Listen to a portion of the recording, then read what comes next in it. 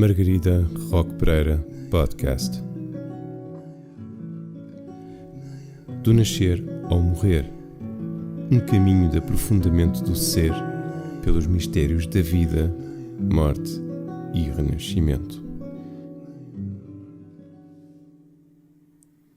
Para que expandas a consciência sobre o parto, o luto, a parentalidade e, sobretudo, a tua própria essência, e vivas uma verdadeira cura e libertação pessoal. Olá, bem-vindas e bem-vindos a mais um episódio do nosso podcast e eu estou aqui muito entusiasmada porque vamos tratar de um assunto muito sério, como o nosso convidado, o professor Carlos Neto, fala sobre brincar. Brincar é um assunto sério e por isso é que nós também abrimos aqui espaço a trazer este tema para que adultos e crianças se conectem mais também com a sua essência. E muito obrigada, professor, por estar aqui hoje. É assim uma honra enorme poder abrir aqui este espaço desta nossa conversa. O professor dispensa apresentações, mas só contextualizando aqui um bocadinho, o professor é autor de um livro que eu adoro, que é Libertem as Crianças. Só pelo título nós já conseguimos perceber assim um bocadinho também da filosofia e do que nós defendemos, não é? Aqui na questão da parentalidade e da infância. É também professor catedrático na Faculdade de Motricidade Humana de Lisboa e é um dos maiores especialistas aqui nesta temática do brincar, do jogo, da atividade física, não é? De pôr as crianças na natureza. Então, professor, já vamos ter a disponibilidade e a oportunidade para falar sobre tudo isso. E antes de mais, agradecer mais uma vez esta oportunidade incrível de poder estar aqui mais uma vez a ouvi-lo. Muito obrigado, Margarida, é um prazer estar no seu podcast e dizer-lhe que, obviamente, estarei disponível para pensar consigo um dos dilemas mais interessantes da nossa história da humanidade, e é, de facto, esta capacidade absolutamente extraordinária de o ser humano ter a possibilidade de ir buscar dentro de si mecanismos ancestrais que estão à sua disposição para conseguir ser um ser humano pensante, crítico e também adaptado às circunstâncias que vão acontecendo ao longo da nossa civilização, que nunca são iguais, são sempre cheias de incerteza, cheias de risco e procurando sempre a possibilidade de nós podermos desenvolver uma capacidade adaptativa adequada às circunstâncias. Os tempos que vivemos não são fáceis, há de facto uma grande alteração, mudança, incerteza, complexidade, um estado de espírito muito neurótico, desorientado, em que o mundo está a viver e que, obviamente, este sofrimento existencial também nos apanha a todos, visto que todos os períodos de transição na história são sempre difíceis de ultrapassar, mas o homem em 5 milhões de anos de história sempre conseguiu ultrapassá-los. E o milagre dessa nossa essência para ser capaz de ultrapassar situações difíceis é, de facto, conceber que a nossa existência é um jogo, é uma brincadeira. E, portanto, vimos a este mundo exatamente para aprender a melhorar a nossa história individual e, por outro lado, sermos capazes também de perceber a relação entre o que é o risco de viver e, por outro lado, procurar uma morte que seja uma insustentável leveza do ser, não é? Sim, sim, sim. E aqui entramos num tópico que eu queria muito trazer aqui hoje com o professor, que é esta noção de risco, esta noção de sobreproteção, como é que nós colocamos as crianças mais em risco, acabando por estar a protegê-las de todos os riscos, não é? Então aqui nós como pais e como educadores, como é que fazemos aqui esta gestão de entregá-las àquilo que a natureza lhes oferece, cuidando também delas como é o nosso dever, esta gestão aqui entre risco e liberdade, não é? Essa questão, Margarida, é muito complexa de analisar, visto que estamos numa fase em que somos completamente dominados por um mundo cheio de algoritmos, não é? E este mundo controlado por algoritmos, o ser humano vai perdendo cada vez mais a sua capacidade de ação, não é? A sua autonomia, a sua liberdade. De facto não temos consciência da maneira como somos manipulados como somos formatados e vamos perdendo a nossa essência primeira de ser e de existir. Estes algoritmos muitas das vezes não são democráticos, não é? Dão-nos uma informação contaminada, provocam uma espécie de promoção do que nós queremos ver, do que nós queremos sentir e pensar, forma-nos uma espécie de egocentrismo estabelecido no nosso cotidiano e também no envolvimento que nos rodeia, cria dinâmicas muitas vezes até ditatoriais que nos escapam à nossa consciência, não é? No sentido de muitas vezes sermos controlados por redes sociais, pela inteligência artificial, pela esta internet que nos rodeia, que agora está a criar novos mundos, novas dimensões, isto é, lógicas muitas vezes ditatoriais, disfarçadas da democracia, no plano político, educacional, social, cultural, etc. Vivemos de facto um pouco enganados sobre aquilo que nos rodeia e principalmente num corpo que fica disfarçado de uma coisa que é singular, que é muitas vezes algo que nós não conseguimos descortinar da nossa própria razão de ser, de existir e de ser. Portanto, há aqui uma espécie de um engano consciente que nos manipula e nos desvia da verdade de nós mesmos. Ora, o que nós podemos dizer é que nunca foi tão importante na humanidade dar corpo ao corpo. Isto é, o corpo não é só físico, o corpo é também emocional, é social, é cognitivo e também, obviamente, que é preciso compreender que o corpo também se compreende a si mesmo se conseguir encontrar momentos de silêncio e ao mesmo tempo de controlo, isto é, de confronto com os limites, não é? E é portanto necessário, no momento em que estamos a viver, de descativar esse corpo do sedentarismo em que vivemos, porque ele é também manipulado. Nós somos de facto levados a crer que estando quietos, sentados, calados, obedientes, é a melhor forma de viver. Ora, não é verdade. Em toda a humanidade, nós só conseguimos evoluir quando nos confrontamos com riscos.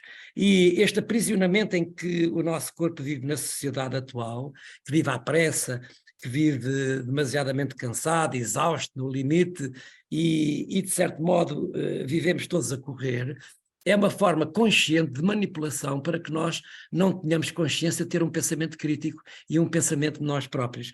No desenvolvimento da criança também é preciso ter algum cuidado, na formação parental, na formação escolar e também comunitária, de que as crianças necessitam de, em função das suas necessidades de desenvolvimento, de confrontação, de tédio, de frustração, mas também de não terem um mundo à sua volta que lhes dê tudo pronto. É preciso que eles sejam colocados perante situações a resolver para serem capazes de sobreviver. Brincar, jogar, confrontar-se com o risco é uma forma de conquistar sobrevivência, como sempre aconteceu na história dos animais, e o homem é um animal também, social, obviamente, e esse confronto com o risco é que permite evolução, permite desenvolvimento, permite adaptação. Significa isto que é preciso libertar o corpo a favor de uma perspectiva que lhe dê consciência do seu rumo, do seu talento, das suas capacidades. E nós não somos todos iguais, somos todos diferentes, felizmente. Portanto, significa que o corpo tem que procurar o seu sentido, o seu rumo, a sua existência, procurando estar atento às informações que lhe vão chegando e, obviamente, não podem ser corpos adormecidos, anestesiados, mornos, superficiais, sem profundidade, que vivem na escuridão e de algum modo, o que é necessário é procurar remover esta ignorância em que vivemos, não é? E ser capaz de se superar, de se ultrapassar. Brincar é também esse altar em que nós somos capazes de nos confrontar connosco próprios e com o envolvimento que nos rodeia e, de algum modo, é uma espécie de procura de uma essência divina que está dentro de nós, não é? E por isso existem 3 razões porque nós brincamos. A primeira é porque é uma motivação intrínseca que nos acompanha. Em segundo lugar, porque é uma forma de obter controle interno, termos autoconsciência, a capacidade também de termos autoestima, de termos autoconfiança, a regulação de nós próprios. E em terceiro lugar, a possibilidade de sermos capazes de conquistar a superação de nós mesmos, isto é, a capacidade de fantasia, de imaginação, de suspensão da realidade. E as crianças, quando brincam, principalmente nas primeiras idades, têm essa capacidade fantástica de procurarem superar-se e também de transcender-se, e por isso ficam em dinâmicas muito elevadas de imaginação e de fantasia. Ora, é preciso que os adultos deem oportunidades para que, perante situações do mundo construído ou do mundo natural, a natureza, consigam ter experiências vividas de poderem vivenciar esse corpo em situações de risco. Porque é exatamente aí que se tornam mais resilientes, com mais capacidade de adaptação à adversidade e, por outro lado, com mais capacidade de conhecimento de si próprios e domínio de si próprios para aprenderem as coisas mais complexas e as coisas mais difíceis. E também terem a consciência crítica do mundo que os rodeia demasiadamente manipulado. Foi por isso que eu comecei por dizer que é preciso desenvolver uma perspectiva educacional de uma cognição universal, uma consciência universal, e não de uma escola feita de coisinhas espartilhadas e de coisinhas soltas que não servem para nada, e que o mundo futuro, completamente desconhecido, incerto e imprevisível, esta escola que temos e esta educação que queremos para os nossos filhos não representará nada daqui a 30 ou 40 anos, com o desenvolvimento que as novas tecnologias, a inteligência artificial, a robótica, as neurociências estão a desenvolver. Portanto, o que nós precisamos é que as crianças se confrontem consigo próprias e com o mundo e com os outros, de modo a terem capacidade de percepção e noção do espaço e do tempo de uma forma nova, diferente, porque o mundo está a mudar. Por outro lado, uma visão de profundidade, de certeza e da incerteza que nos circula, isto é, que nos rodeia, também não só desta incerteza organizacional em que o mundo está a viver, mas também da capacitação de experiências e conhecimentos entre o que é o passado e o futuro. Preparar o futuro é exatamente viver o presente na base do passado e, portanto, construirmos um futuro em que estas crianças tenham capacidade de adaptação e também a conquista de um novo corpo, através da projeção da mente para um futuro novo e entusiasmante. Eu acredito muito que o futuro vai ser melhor e, portanto, é preciso é que tenhamos consciência da realidade e perceber que as crianças não podem estar na família, na escola e na comunidade completamente, diria, absorvidas por uma dimensão muito manipuladora e muito formatada, não é? Em que os adultos quase que impõem aquilo que elas desejam que as crianças aprendam e não aquilo que elas têm desejo para aprender por si próprias. E por isso necessitamos de uma escola nova, refundar uma escola nova baseada numa visão cooperativa, participativa, democrática, livre, através de uma brincadeira livre, porque é a partir daí que se conquista muitas vezes aquilo que é o sentimento de liberdade e o sentimento de mobilidade autónoma, porque hoje as crianças vivem completamente anestesiadas por um controle parental, um controle social e escolar que de facto as deforma e as torna doentes. Necessitamos, portanto, dar corpo ao corpo, no sentido de termos uma identidade conquistada na vivência experiencial no mundo real que nos rodeia e procurar os limites do corpo e a consciência da vida e da morte, porque quando as crianças testam os seus limites, têm mais consciência da sua existência, têm mais consciência do que é a vida.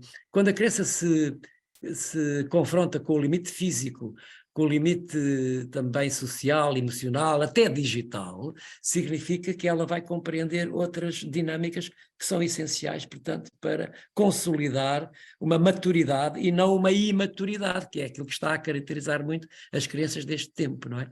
Aliás, têm saído várias indicações de vários filósofos e também de vários pensadores sobre esta invasão que estamos a ter da inteligência artificial. Veja-se agora o ChatGPT, que vai transformar completamente o mundo, e outros dispositivos digitais, não é? E também virtuais, e é preciso descobrir este corpo natural. Um dia destes nós teremos dificuldade em distinguir o que é o corpo, o homem puro, do homem biónico. E, portanto, como é que vamos preparar este futuro num mundo de grande incerteza? E, portanto, significa que, na minha perspectiva, nos limites, existem sempre grandes oportunidades. E, portanto, o corpo confronta-se com o risco e dá-lhe sentido à sua existência. Portanto, ser perseguido e lutar, quando se brinca, é uma narrativa simbólica poderosa, de modo que as crianças têm oportunidades de civilizar o corpo. É isso que eu ando a tentar dizer. Por isso é que aquelas brincadeiras que as crianças fazem, habitualmente, espontaneamente, e que têm a ver com a sua identidade ancestral, como, por exemplo, é o Rough and Tumble, que o Rough and Tumble traduz-se como o jogo de luta e perseguição, que são brincadeiras absolutamente enormes, fortalecedoras dessa dimensão de facto antropológica, que é uma estratégia ancestral que nos permite a superação e a socialização através da brincadeira. Brincar é treinar para o inesperado, é brincar para o incerto, e por isso brincar às escondidas, brincar ao toque e foge, à apanhada, aos polícias e ladrões, são formas absolutamente extraordinárias das crianças ganharem essa confiança e também essa forma de dar sentido à sua existência. Ser perseguido e lutar é uma ação simbólica do corpo para se transcender e implementar resiliência interna, capacidade de se adaptar às adversidades, portanto, externas.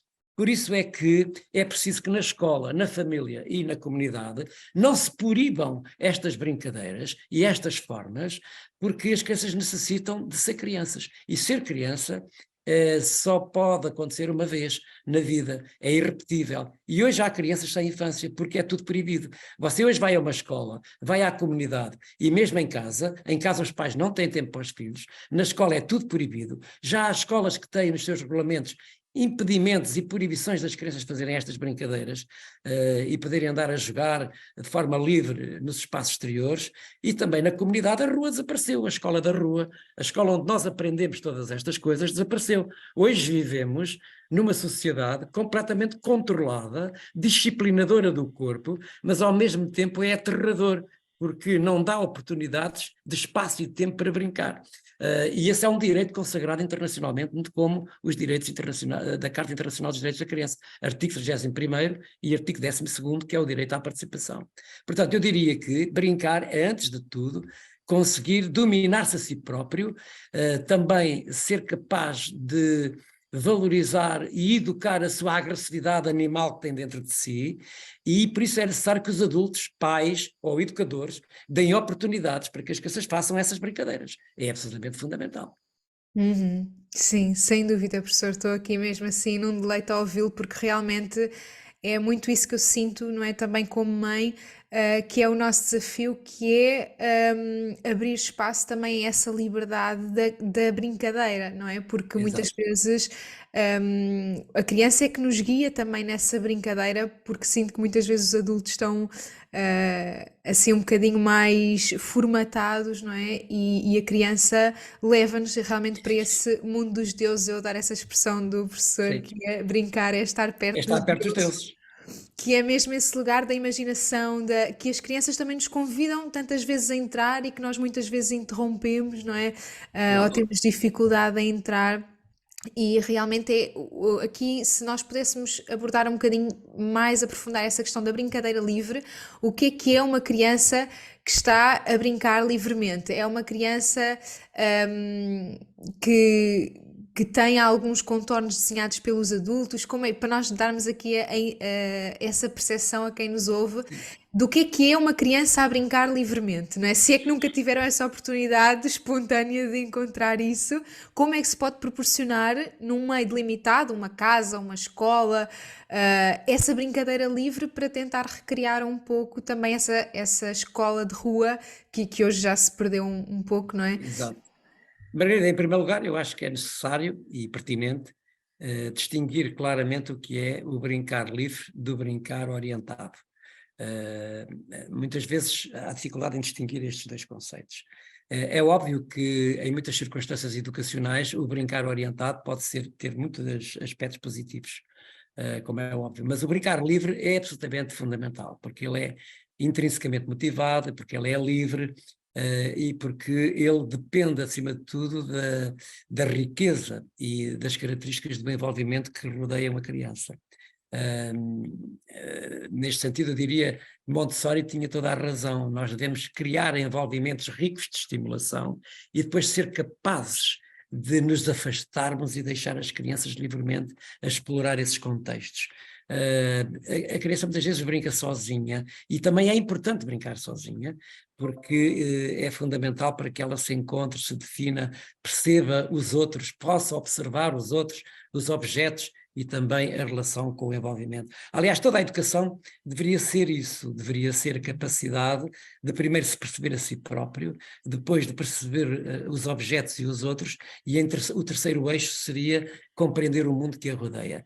Mas as crianças não brincam só sozinhas, brincam também, portanto, em pares, neste caso no jogo paralelo, mas também num jogo de faz de conta, não é? E num jogo de regras, num jogo, portanto, com os outros, a socialização, que é absolutamente fundamental. Agora, é preciso que, para brincar, haja condições para que isso aconteça, quer em casa, quer na rua, quer na escola.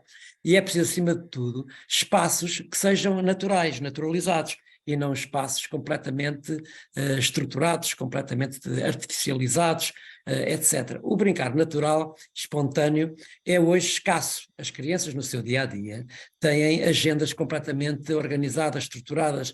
Os adultos pensam que o melhor para os seus filhos ou para os seus alunos é organizar-lhes o tempo, com currículos intensos e extensos, com atividades completamente estruturadas.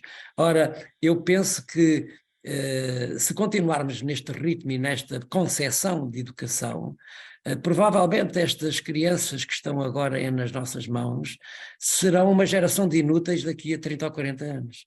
E provavelmente a escola estará a fazer um mau serviço para a sua formação, porque aquilo que eles estão a aprender não servirá para nada.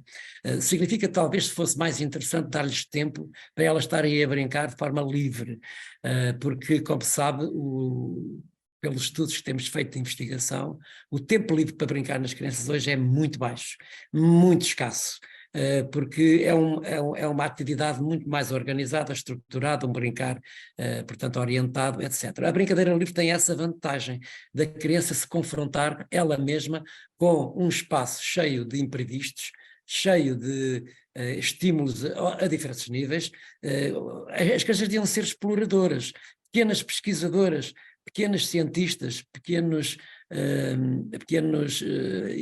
exploradores de coisas novas, e por isso é preciso que haja essa visão lúdica, o homo ludens, não é? Que foi tão bem descrito há uns anos atrás, e que no fundo neste homo digital, em confronto com este homo ludens, nós temos aqui para o futuro um desafio extremamente interessante. Portanto, é preciso reformular esta ideia de deixar as crianças livremente a brincar, mesmo que corram alguns riscos, mas acima de tudo que tenham mobilidade autónoma, que tenham liberdade de ser e de estar, de descobrir os espaços e também o tempo, que é fundamental. Repare que em muitos casos, quer na escola, quer em casa, quando as crianças estão no auge da busca de prazer quando estão a brincar, é exatamente quando são interrompidas, ou por uma campainha, ou são interrompidas porque têm que ir fazer outra tarefa. Quer dizer que nós não compreendemos muitas vezes essas narrativas simbólicas poderosas em que as crianças estão a brincar e interrompemos-las sem ter consciência das aquisições profundas que elas estão a fazer. Repare que brincar não se ensina, mas através do brincar aprende-se. E é preciso que os adultos compreendam que o brincar não é um comportamento inútil, ou um comportamento de segunda escolha, ou um comportamento, portanto, secundário. Brincar é um comportamento fundamental para aprender. Todos nós aprendemos as coisas mais importantes da nossa vida de uma forma espontânea, livre e em brincadeira pura. E obviamente que hoje o brincar não pode ser concebido como uma forma guiada, estruturada, imposta. Nenhum pai ou nenhum educador vai privar a criança de brincar propondo um castigo. Nunca vi nenhum pai ou nenhum educador dizer vais ficar de castigo, vais brincar. Isso não tem sentido de um ponto de vista conceptual. Portanto, significa que temos que encontrar aqui um melhor equilíbrio entre atividades informais e atividades formais. Principalmente as crianças passam hoje um grande tempo na escola. Hoje temos uma espécie de hiperescolarização. Temos pais com muito pouco tempo para os filhos. As crianças são vítimas do trabalho dos pais, passam muitas horas a trabalhar, passam muito tempo na escola, e na escola têm um currículo intenso e extenso. Portanto, é necessário reformular, refundar a escola em novos termos, e também esta articulação entre o tempo de trabalho dos pais, o tempo passado em família e o tempo passado na escola. E é preciso que entre estas 3 dimensões haja tempo para brincar, principalmente nas primeiras idades e principalmente nos primeiros 1000 dias de vida, porque, como sabe, hoje as crianças estão capturadas por envolvimentos digitais que usurpam completamente a possibilidade da criança estar, a possibilidade de fazer experiências que não seja estar tanto tempo hipnotizada frente aos ecrãs. Esta é talvez a maior praga e a maior pandemia deste século, é confundir que a criança tem que estar, de facto, quieta e sentada, completamente hipnotizada frente ao poderoso e enorme desafio que são as narrativas que as grandes agências multinacionais fazem para as crianças estarem capturadas frente aos ecrãs, e não lhes dão tempo, porque elas vão ficar muito excitadas. O que eu verifico hoje nas crianças de idade mais baixa é que elas estão muito agitadas, vive-se uma agitação motórica, uma grande imaturidade, um grande sedentarismo. Este é talvez um dos problemas mais sérios, com perturbações no sono, na alimentação, na organização do seu próprio dia-a-dia, porque o corpo não se mexe, o corpo está capturado. O corpo está quieto, está demasiadamente seduzido para não incomodar, quer na carteira, quer em casa, quer em qualquer lado. Ora, nós não podemos existir sem este corpo físico, que é fundamental para a nossa existência. E, portanto, esta visão cartesiana do corpo para um lado e cérebro para o outro não tem sentido. O corpo é só um, tudo está ligado a tudo, nada está separado de nada, e corpos ativos dão cérebros ativos através de emoções e sentimentos. Quem não perceber de sentimentos e de emoções não percebe nada disto, do que é a educação infantil. Portanto, é necessário termos uma visão ecológica de que as crianças têm que ser reconectadas com a natureza para terem possibilidades de contemplação do corpo, porque repare, o número de horas que as crianças estão frente aos ecrãs não lhes permite procurar o que é a contemplação do corpo, o que é o silêncio. Hoje há crianças que não têm condições nem possibilidades de saberem fechar os olhos, de saberem respirar, saberem tomar consciência do seu interior, porque andam completamente manipuladas por dinâmicas externas, que as levam e as conduzem para dimensões que são apropriadas a uma espécie de fabricação de adultos imaturos, não é? E isso é extremamente negativo para o futuro, porque essas coisas vão sofrer imenso, e já estão a sofrer. Nós temos um nível de sedentarismo muito elevado, uma inatividade física grande, crianças que eu chamo analfabetas motoras, que não sabem correr, não sabem saltar, não sabem atar os sapatos, não sabem vestir os casacos, não conseguem confrontar-se com o outro. Aumentou o número de atos de violência, de bullying, crianças de facto que são vulneráveis, de facto, repito, muito imaturas, com dificuldades de sucesso escolar, e tudo isso tem a ver com um corpo que não é verdadeiramente vivido, portanto, na infância. E quando chega, aliás, até esta relação entre puberdade e adolescência está um pouco baralhada, não é? Porque as crianças não adquirem fases de desenvolvimento ao nível motor, social, emocional, mental, adequadas, e portanto fica um pouco tudo baralhado. E obviamente que esta relação entre um corpo livre, que tem espaço e tempo para brincar, e por outro lado esta manipulação subtil destes dispositivos virtuais e digitais que as envolvem, é preciso ter aqui algum bom senso, algum equilíbrio, principalmente do ponto de vista parental e do ponto de vista escolar. Obviamente que as escolas vão necessitar destes dispositivos para o ensino, para a educação, mas não devemos digitalizar completamente a escola, porque o professor é insubstituível. Aliás, o documento da Unesco, que foi recentemente publicado, é um documento muito importante que todos deviam ler, porque refere que temos que fazer um novo contrato para a educação, trabalharmos juntos, dar às crianças possibilidades de adquirirem conhecimentos, mas também competências pessoais que possam permitir que elas se adaptem a um futuro incerto e desconhecido, e por isso o brincar tem aqui um papel absolutamente essencial, não pode ser esquecido, não pode ser eliminado.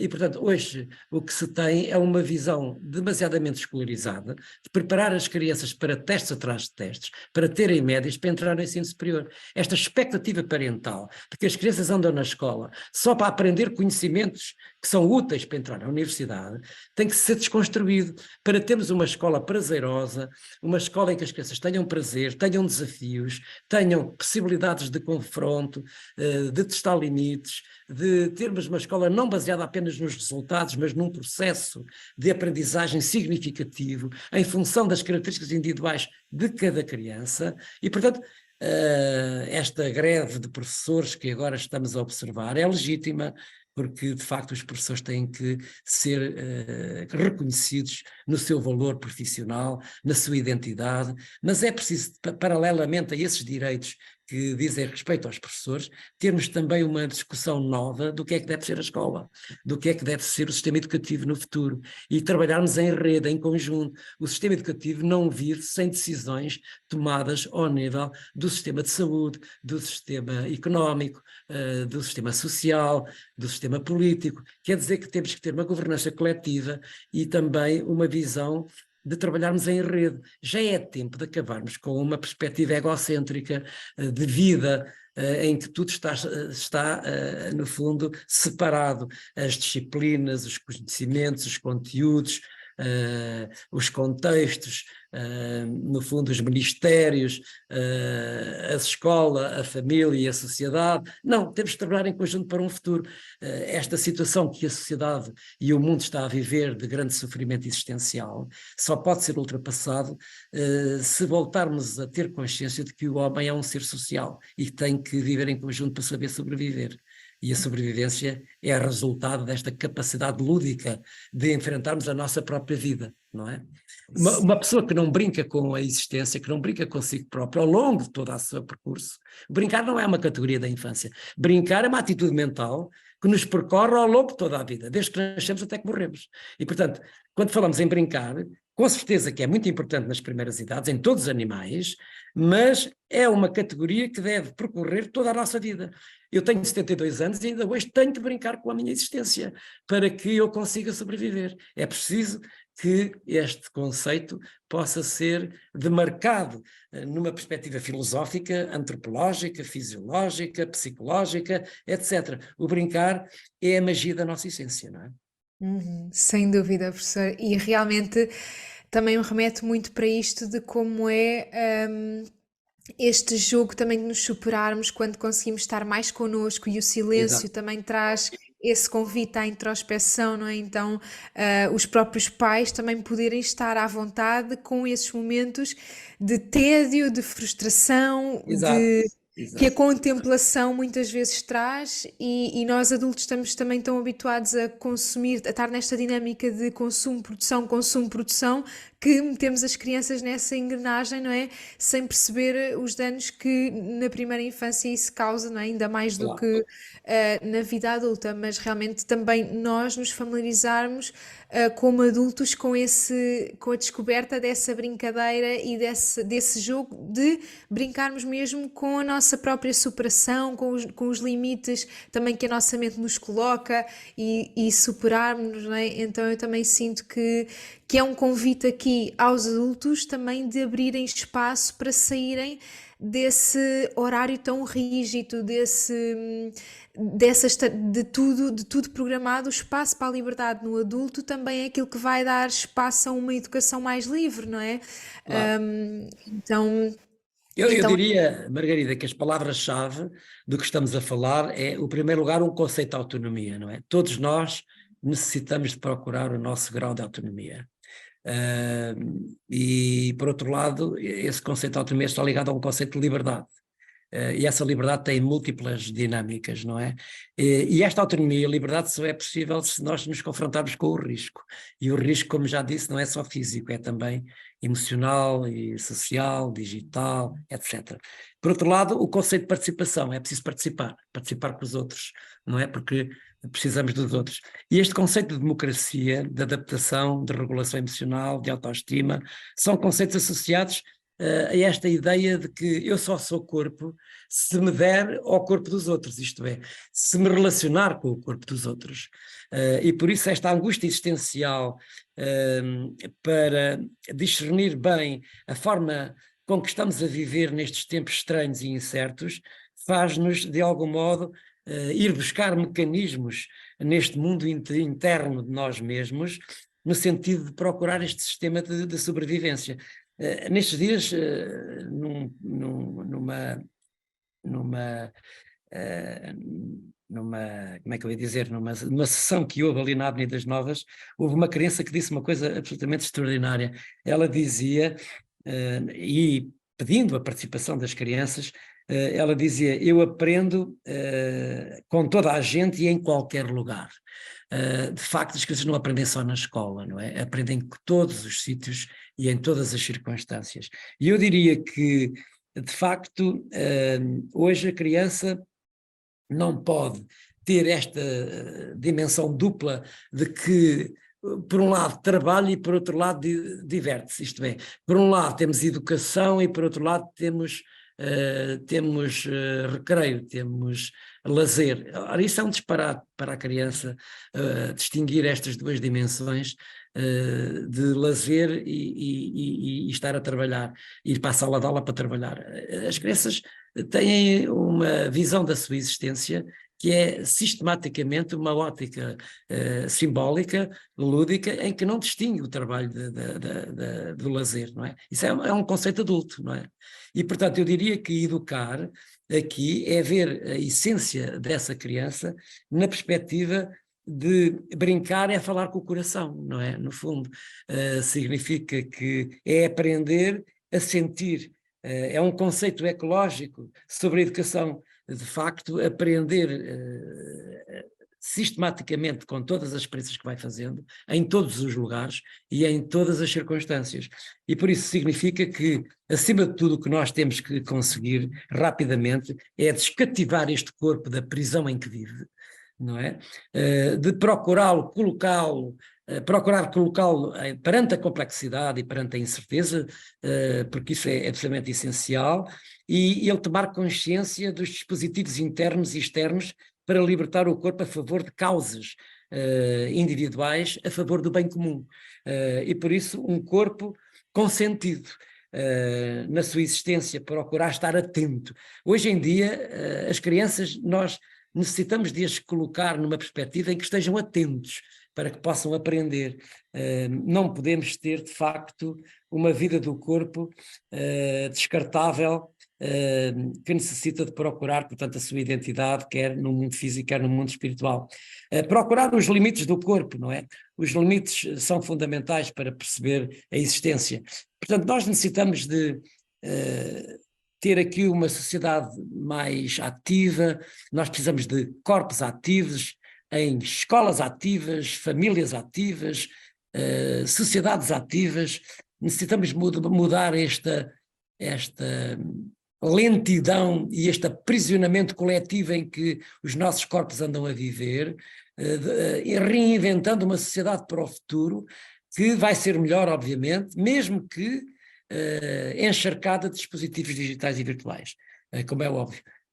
Agora, temos que ter aqui alguns cuidados, obviamente, e acima de tudo termos também a necessidade de criar mais desafios, não é? As crianças necessitam de mais desafios, necessitam de uma escola mais democrática e mais cooperativa, como dizia Freinet, não é? Mais equilíbrio entre aprendizagens formais e informais, mais projetos que seduzam as crianças a serem mais ativas e participativas, criando, de facto, pequenos pesquisadores, cientistas, artistas, aprendizagens dinâmicas, que sejam vividas para serem melhor assimiladas, uma educação que seja feita na profundidade e não na superficialidade, não é? Na ignorância. Isto é, termos aqui pais atentos, educadores atentos, e também políticas públicas ousadas, no sentido de transformar, de facto, a vida em sociedade, a noção de trabalho, e também, porque ela vai se alterar, obviamente, no futuro, muitas profissões vão desaparecer e temos que preparar esse futuro para um mundo melhor.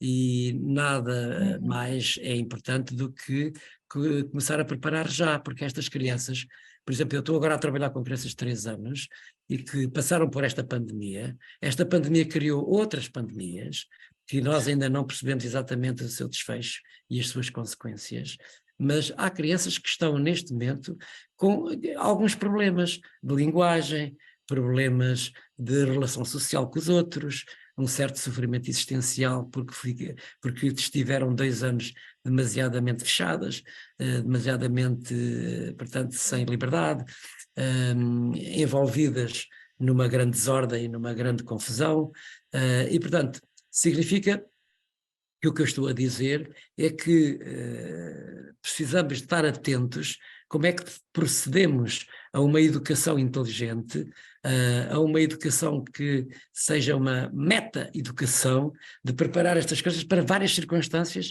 que lhes permita ter capacidade adaptativa e não replicativa, para dar respostas aos mesmos estímulos. Portanto, há aqui um desafio novo que se coloca ao mundo, não é? De procurar uma convivencialidade que passa por redescobrir o corpo na sua essência, não é? Principalmente esse silêncio que nos acompanha e que cada vez está mais longe de nós próprios, porque estamos a ser distraídos e manipulados.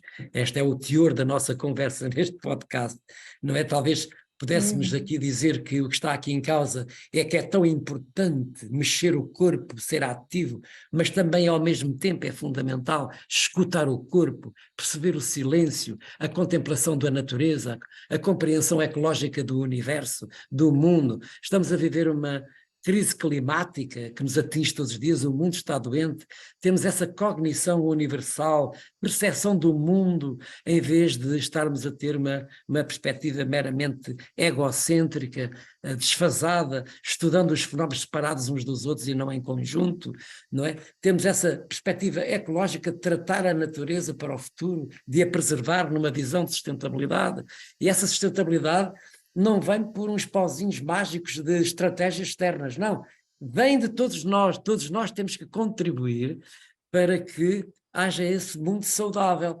mundo próprio e mundo que nos envolve, e para isso é necessário que tenhamos aqui uma inspiração divina para redescobrir essa espiritualidade do nosso corpo, não é? Sendo ativos, mas ao mesmo tempo sendo capazes de fechar os olhos e ter uma introspeção de descoberta de nós próprios, não é? De meditar, de respirar, eu hoje vejo as coisas muito agitadas, devo confessar. Há 40 anos eu contava até 5 e as crianças fechavam todos os olhos. Hoje há muito poucas que conseguem fechar os olhos e respirar de uma forma serena. Há pouca serenidade no mundo, há uma grande agitação. E isso está-nos a perturbar do ponto de vista de saúde mental, de saúde física, emocional e social.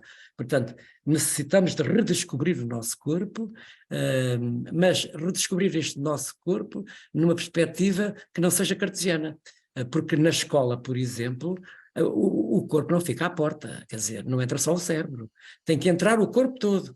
E, por outro lado, a escola também tem que se democratizar, também tem que se refundar para que a escola no futuro seja uma escola que se faz em todo o lado, que se faz fora da sala de aula, que se faz nos espaços exteriores, que se faz no espaço da natureza, que se faz no espaço da comunidade. Reinventar essa escola do futuro é também reinventar o conceito de brincar aprendendo, não é? Dando aos professores e à escola oportunidades de elas poderem vivenciar experiências diversas. Aprender é sentir, é experienciar, é ser a criança ator no próprio processo de aprendizagem, e não uma coisa que é colocada amartelada lá dentro, não é? A criança não é um recipiente onde se metem coisas lá dentro. Como dizia o meu querido amigo e antigo aluno, Gonçalo M. Tavares, não é?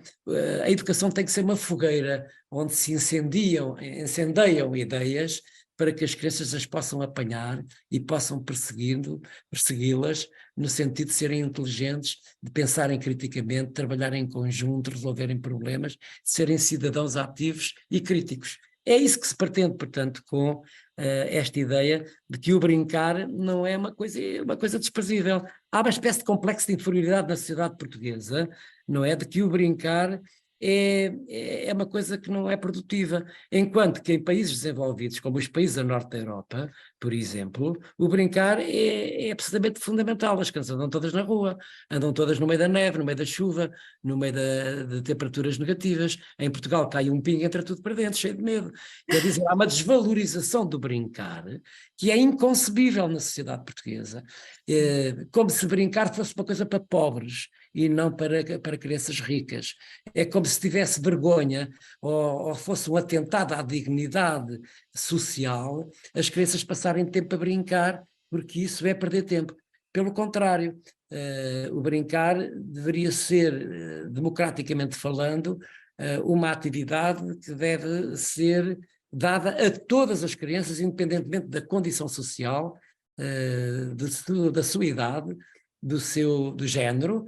Isto é, o brincar é um comportamento humano, ancestral, uma ferramenta poderosa que tem que existir no nosso desenvolvimento, principalmente até à puberdade, mas obviamente durante toda a idade, nos adultos, nos adolescentes, nos idosos.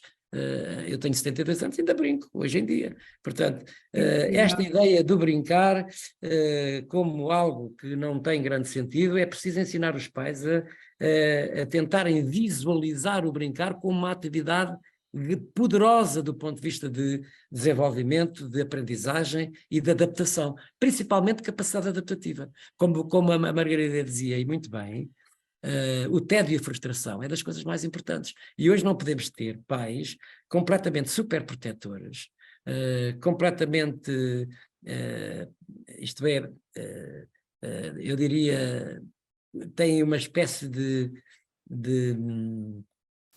perversão na maneira como rodeiam a criança, cheia de estabilidade e cheia de regras e cheia de segurança, quando não percebem que a criança que tem mais capacidade de lutar de resistir à segurança é aquela que se confronta mais com o risco. Criança que não se confronta com o risco é mais propensa para o acidente. Hoje é lamentável as crianças estarem a ser proibidas de subir às árvores, porque subir às árvores faz parte da nossa história. Nós já tivemos a nossa vida vivida nas árvores.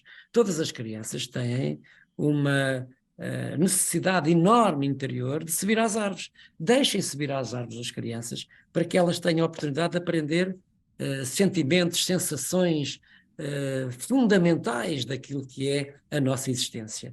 E é também preciso que as crianças levem os pais atrás para subirem eles também às árvores para recordarem a sua própria infância e tenham consciência das suas memórias de infância, porque hoje os pais modernos parece que houve um apagão nas suas memórias de infância, não é?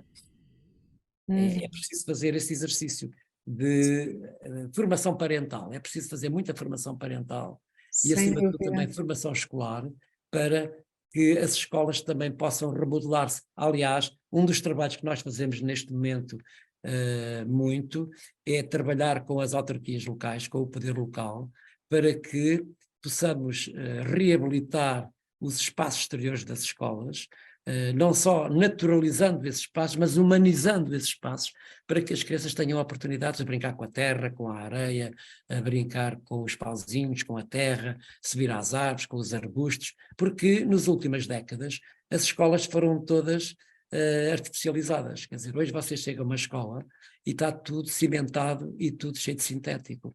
Quer dizer, nós temos verdadeiras obras de arquitetura escolar, mas as crianças ficaram piores, porque não têm oportunidades de brincar de forma naturalista, não têm oportunidades de estar em contato com a natureza, não têm oportunidades de terem um ambiente livre e um ambiente natural.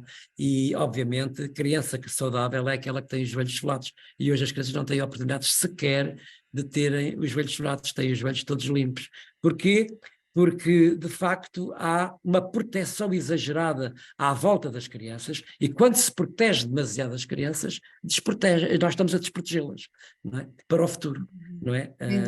Crianças que tiveram uma infância feliz são crianças que no futuro têm mais sucesso, são mais empreendedoras e, obviamente, são mais felizes. Nós temos estudos que demonstram claramente isso. De um ponto de vista retrospectivo, a investigação científica diz isso claramente, não é? As crianças têm que ter uma infância feliz, ela é irrepetível, e não se podem cometer erros. E, portanto, para que a adolescência seja saudável e para que a passagem para a idade adulta não seja, obviamente, um problema, como está a acontecer atualmente, em que os adolescentes estão muito cheios de problemas de doenças mentais, de percepções muito difíceis do que é o primeiro emprego, de relação com, portanto, com a sua vida pessoal. Há jovens que estão em sofrimento profundo. Hoje nós temos dados muito problemáticos de que as crianças de facto estão desmotivadas, estão desinteressadas, não gostam da escola, estão com falta de identidade, com problemas de saúde mental. E porquê? Porque não viveram uma infância suficientemente livre, adequadamente propícia para que pudessem ter experiências robustas, experiências fortes, experiências que lhes pudessem dar resiliência, capacidade de adaptação para situações adversas e novas, regulação emocional. E, portanto, estamos a viver um mundo difícil neste momento, que não é só para as crianças e adolescentes, é também para os adultos, obviamente. Há 100 anos tivemos uma gripe espanhola antecedida de uma Primeira Guerra Mundial, e agora tivemos uma grande pandemia, Covid-19, seguida de uma guerra que ainda não sabemos o desfecho. No momento em que o mundo está em grande mudança. Basta ver esta transição digital, esta transição verde e esta transição educacional, que é absolutamente essencial. E no meio disto tudo, qual é, do meu ponto de vista, o aspecto essencial? O brincar. O brincar e dar mais importância ao corpo, não na aparência, mas na essência. Não na superficialidade, mas na profundidade. Não na estética, mas na ética. E é preciso retomar este corpo na perspectiva de não ser manipulado e ter capacidade de resistir a este mundo que nos inunda de informação, não é? Destes algoritmos manipulados, não é? Em que nós perdemos capacidade de autonomia, capacidade de ação, ganhamos uma compreensão do universo errada, e esta informação não nos ilumina, não é? Pelo contrário, nós ficamos obscurecidos. A partir de um determinado ponto, esta informação que nos rodeia excessiva já não é mais informação, ela muitas vezes é deformada, é errada, há uma percepção errónea da informação que nos chega e nós não temos capacidade crítica para a poder escrutinar, não é? Nem ter um olhar que seja longo, que seja lento, isto é, nós vivemos toda à pressa. Vivemos um instante de uma forma neurótica, não é? Precisamos, portanto, aqui de ultrapassar esta visão narcisista e esta visão, diria também, não só narcisista, mas também egocêntrica da maneira como existimos. E não podemos dar esta visão às crianças e jovens.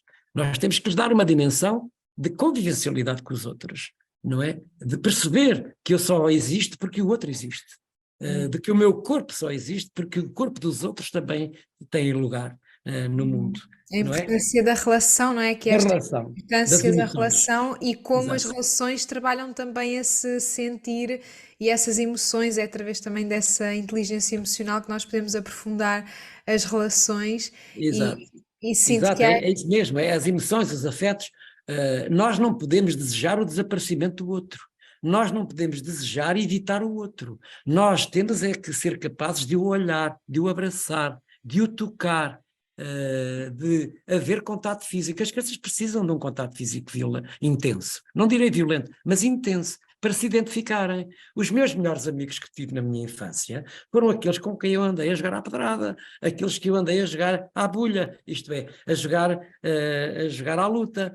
Lutar é das coisas mais fascinantes que existe no ser humano, porque lutar é compreender o outro, é lutar a brincar, obviamente, não é? É o chamado play fighting, é um comportamento que os pais deviam fazer com os filhos, que as crianças devia-se permitir que as crianças pudessem lutar umas com as outras, para perceberem os limites, para perceberem o contato físico do outro, até onde chega a intensidade desse contato físico.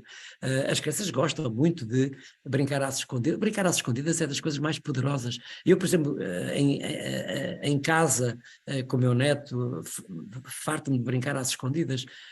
Nas escolas com os meus alunos, que ainda dou hoje aulas com crianças, farto-me de brincar às escondidas com eles, no meio da natureza, ou mesmo dentro do ginásio, ou em qualquer outro lugar, porque brincar às escondidas é um fenómeno fantástico, fantástico de desconhecimento, de procurar o desconhecido, procurar o incerto, o encontro do outro, não é? Termos a consciência de que vivemos em grupo somos mais fortes, conseguimos mais resultados, conseguimos mais sucesso. Nós sozinhos não vamos a lado nenhum, mas também é preciso, obviamente, eu ter consciência de mim mesmo para reconhecer a diferença do outro, não é? O brincar, o jogo, o desporto, as atividades artísticas são das atividades mais extraordinárias que deveriam ser desenvolvidas no processo educacional, porque elas dão-nos uma dimensão da nossa história e uma projeção muito assertiva e fundamentada para o futuro. Nós necessitávamos que o nosso sistema educativo retomasse o maior valor no que diz respeito a estas práticas e mais artísticas, mais corporais, mais físicas, porque elas são fornecedoras de emoções e de afetos muito importantes e dinâmicas simbólicas muito profundas, que são tão importantes como as aprendizagens consideradas socialmente úteis, como ler, escrever ou contar. Por exemplo, correr, saltar, jogar, brincar é tão importante como aprender a ler, escrever e contar, não é? E é preciso que os pais percebam que estas duas coisas são fundamentais, estes dois lados. É preciso conhecimento, mas hoje os conhecimentos estão disponíveis em qualquer lado. Hoje a escola tem que se transformar de tal ponto em que provavelmente as crianças vão agarrar nos dispositivos digitais, vão buscar informação e depois a escola serve para descobrir, para experimentar, para explorar, para fazer reflexão, para cooperar, para trabalhar democraticamente temas, perguntas. A escola não é feita de respostas, é feita de perguntas. A escola não é feita de pontos finais, é feita de vírgulas. É preciso pôr as crianças a pensar que o conhecimento não é finito, que o conhecimento é sempre imprevisível, está sempre em grande evolução. O próprio ser humano, o próprio corpo humano está em evolução. Provavelmente dentro de alguns milhares de anos nós teremos prolongamentos neste corpo que se vai modificar. E, portanto, provavelmente daqui a uns anos teremos dificuldades em, como eu disse atrás, em descortinar onde estão os homens puros e onde estão os homens biónicos, não é? O mundo vai transformar-se enormemente, mas o brincar não vai desaparecer. O brincar não vai omitir-se, porque ele faz parte da nossa essência, não é? Sem dúvida. E aqui realmente extinguir essa de separação tão grande entre atividades de primeira, atividades de segunda, como a atividade tem mais importância do que o descanso e o lazer, não é? Eu sinto que se nós Exato. também, como adultos, dermos essa importância também ao nosso lazer e ao nosso descanso, isso também é altamente produtivo, não é? E nós estamos todos também tão cansados mentalmente que isso acaba também por adormecer o corpo. Eu sinto que quanto mais mexermos o corpo, mais parecidos ficamos mentalmente e mais espaço também damos à cabeça de descansar, não é? E por isso é que Exato. conseguimos depois criar. Então, também devolver ou ver nas crianças essa união que elas nos convidam a fazer do corpo com a mente, de como brincar é tão importante como o aparente de estudar, não é? Exatamente. Para nós também, eu sinto que também, e eu já vou sentindo um pouco isso na minha geração, com esta noção de que queremos trabalhos que nos deem prazer, não é? E já não estamos tão no trabalho, que é o sacrifício, e saímos do trabalho e estamos livres, não é? Eu É sinto a que a dor, o minha sofrimento. geração. Exato. Eu sinto que a minha geração já está nesse ponto, não é? E eu adoro o meu trabalho, eu criei o meu trabalho e também já não distingo isso entre o que é trabalhar, do que é ter lazer, não é? Porque acabamos por ter tanto prazer num como no outro e sinto que isso que o professor dizia é muito este de resgatar também o prazer de viver que as crianças nos mostram, não é? Claro. Dessa vontade de subir às árvores. E eu recordo-me que eu até com o meu marido nos rimos muito sobre isso quando o professor veio aqui ao Algarve dar uma palestra. O professor dizia para aqui no Algarve pararmos de construir hotéis e fazermos buracos para nos escondermos e buracos que Exato. ativem também esse lugar do prazer, esse lugar do resgate da nossa essência, da origem, não é? Da concepção. Claro, claro. Então, Claro, é isso mesmo. Eu acho que estou de acordo com a análise que a Margarida está a fazer. De facto, é preciso que possamos ser ativos sempre que possível, mas ao mesmo tempo sermos contemplativos. Por outro lado, é preciso ultrapassar este corpo existencialmente vazio com que estamos a viver atualmente, que necessita de facto de um grande equilíbrio entre qualidade de vida, melhorando a nossa qualidade, principalmente a nossa qualidade de alimentar, a nossa qualidade de sono, a nossa qualidade de tempo e de espaço para brincar e ser ativo, muita atividade física, desporto, atividade artística. É preciso, portanto, na sociedade moderna, desconfinar o corpo e regressar de uma forma nova, mais iluminada, mais profunda, mais livre, com uma relação mais saudável com os amigos, despendendo mais energias, com mais prazer de desafios no nosso cotidiano, com contato mais frequente com os espaços naturais. Só depois disso teremos a capacidade de sentir melhor o nosso corpo, não é? Para aprender uma forma mais participativa, cooperativa e também exploratória. Viver uma espécie de ressaca, não é? Que tem de ser ultrapassada. Nós estamos a viver uma ressaca grande, não é? E é tempo de mudar o paradigma da nossa existência, do nosso corpo, quer na escola, no trabalho, na vida familiar, no sentido de que a vida possa ter um sentido diferente, novo, para um futuro que seja muito desafiante e melhor, acompanhados de dois pilares que são fundamentais. Por um lado, convivência com essa cultura digital e virtual, mas por outro lado, com este universo mais saudável, mais sustentável, sermos amigos da natureza, permitir ultrapassar este sofrimento interior e oculto, acumulado, de um confinamento que foi forçado e continua ainda a existir, para começar a falar e experienciar o medo. Porque o que está a acontecer é que nós estamos a viver cheios de medo. A sociedade anda cheia de medo. O mundo está inundado de medo. E como é que se ultrapassam os medos? Essa é talvez a palavra mais mágica que existe aqui. Como é que vamos ser capazes de ultrapassar estes medos com que vivemos? Não é? Com dinâmicas de risco, com dinâmicas de jogo, com risco calculado, em relações sociais consistentes, não é? Esta relação entre cultura digital e, por outro lado, um corpo ativo que dão cérebros ativos, não é? E, sendo urgente, retirar o corpo do sofá, retirar o corpo destas experiências que nos drogam todos os dias, não é? Que é um alimento que nos faz mal, que nós não temos de facto verdadeira consciência. A informação, como eu disse, que nos chega está cheia de fake news, não é? Está cheia de coisas erróneas. Veja-se, por exemplo, a informação que nos chega desta guerra, a informação que nos chega do mundo inteiro.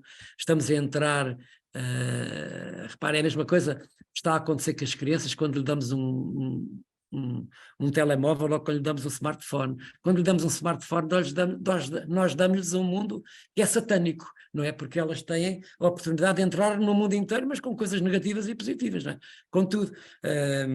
E, portanto, é preciso procurar o conceito de bem-estar.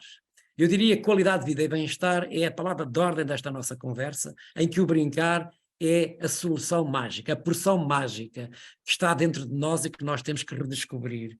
E, portanto, esta visão de contemplação do corpo, de vida espontânea e autêntica.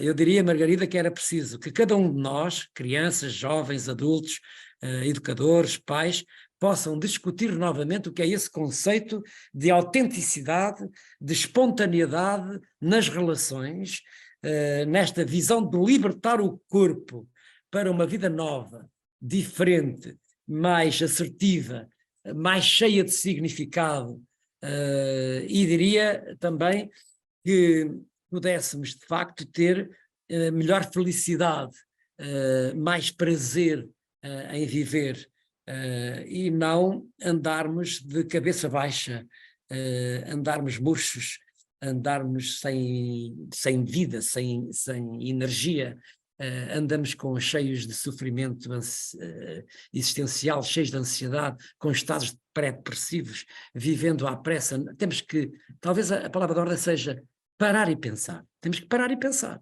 Chegou o momento de parar e pensar e tomar decisões. Ora, essa tomada de decisão é individual e é coletiva. E, portanto, começa no seio da família, porque é o organismo mais estruturador da sociedade, é a família, a escola e o trabalho. E esta triangulação tem que ser repensada no futuro. Temos que começar já, porque isto já está tudo em grande mudança, não é? Temos que começar já. E começamos por onde? Brincando uns com os outros, e a gente, se brincar uns com os outros, vamos redescobrir um mundo novo para o futuro. E, portanto, é a partir disso que eu acho que, de um ponto de vista filosófico e de um ponto de vista científico, teremos que encontrar, portanto, essa educação do futuro que está já aqui, não é? E que necessitamos de fazer um grande debate, como estamos nós os dois aqui a fazer, um grande debate e termos uma grande reflexão de como procurar construir esse mundo novo que, do meu ponto de vista, vai ser muito melhor do que o que estamos a viver. Eu já estou em fim de vida, mas de facto percebo que chego ao fim da minha vida e estão a acontecer coisas que eu já não consigo agarrar de algum modo. E principalmente esta inteligência artificial está-nos a lançar propostas muito desafiantes, não é? Nós estamos a viver uma espécie de hipocondria digital, não é?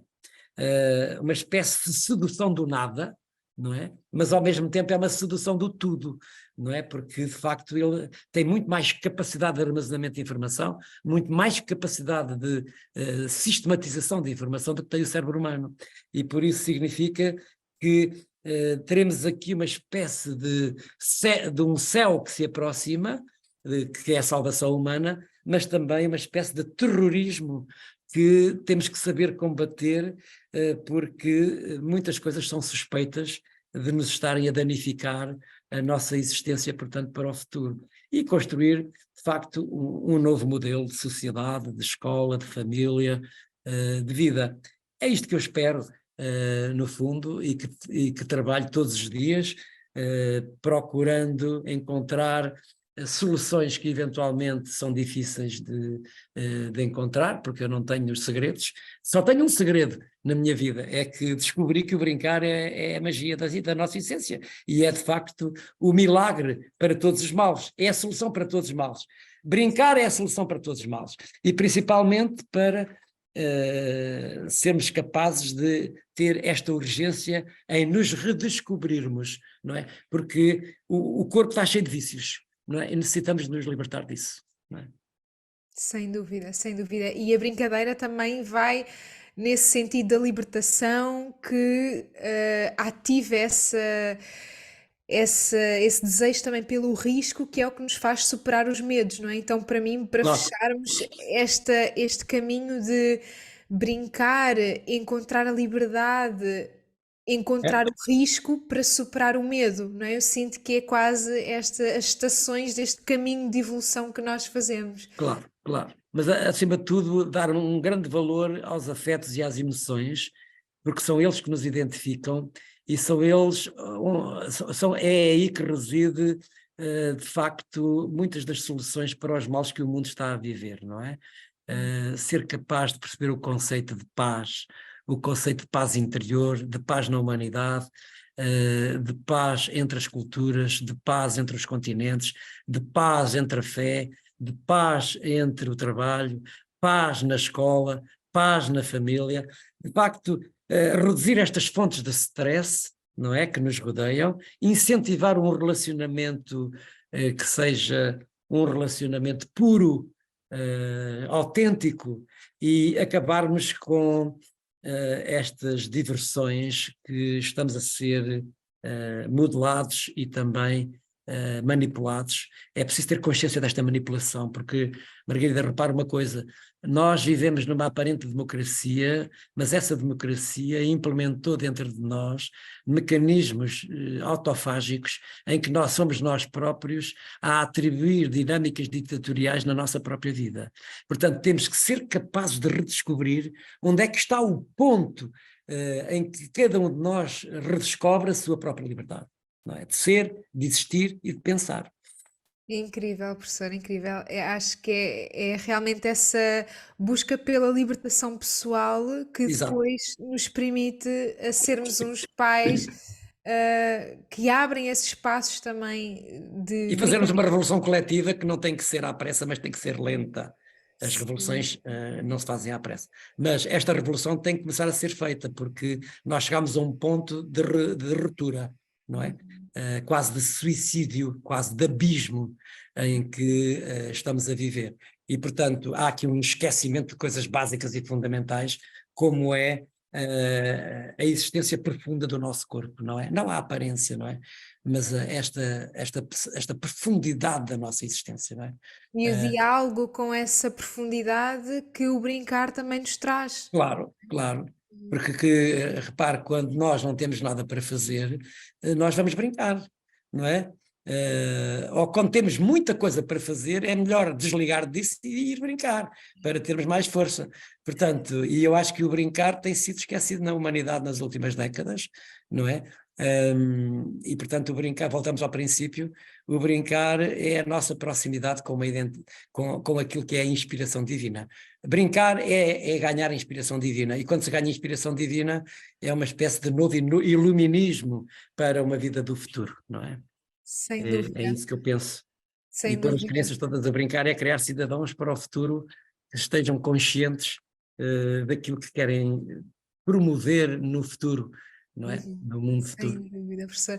Então, se pudéssemos deixar assim uma palavra final para os pais resgatarem essa brincadeira dentro deles, para todos os adultos resgatarem também esse encontro com a sua liberdade, o que é que nós poderíamos, uma palavra-chave para A palavra-chave é finalizar? parar, pensar, e quando pensar, repensar a sua infância. E quando repensar a sua infância através das suas memórias, olhar para os seus filhos e perceber as limitações que eles estão a viver. Incrível, professor, incrível. Eu também faço muito desse trabalho de a maternidade e o encontro, com a nossa infância, o espelho da nossa criança interior, não é? E realmente esse é, eu sinto que é o pilar e a base de criarmos, lá está, esse futuro, nessa honra a essas raízes e Claro, presença também no nosso presente, não é?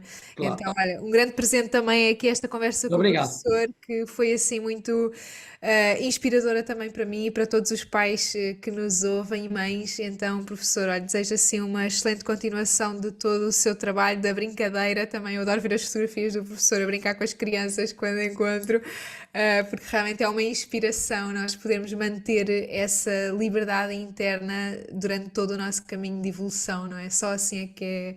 Sim, Margarida, e só gostava de dizer para terminar mesmo, agradecer em primeiro lugar à Margarida esta oportunidade que me dá para participar no seu podcast e em último lugar, além do agradecimento, ficar esta sugestão de começarmos a entender que o brincar não é só uma coisa física. O brincar é também descobrir os outros, descobrir os objetos através de narrativas simbólicas, o jogo que faz de conta, que é das coisas mais interessantes, o jogo simbólico, o jogo com regras, o jogo social. Portanto, temos aqui o jogo da atividade física, que obviamente é fundamental, o jogo com os objetos, o jogo simbólico, o jogo dramático, sociodramático, faz de conta, mas também o jogo social.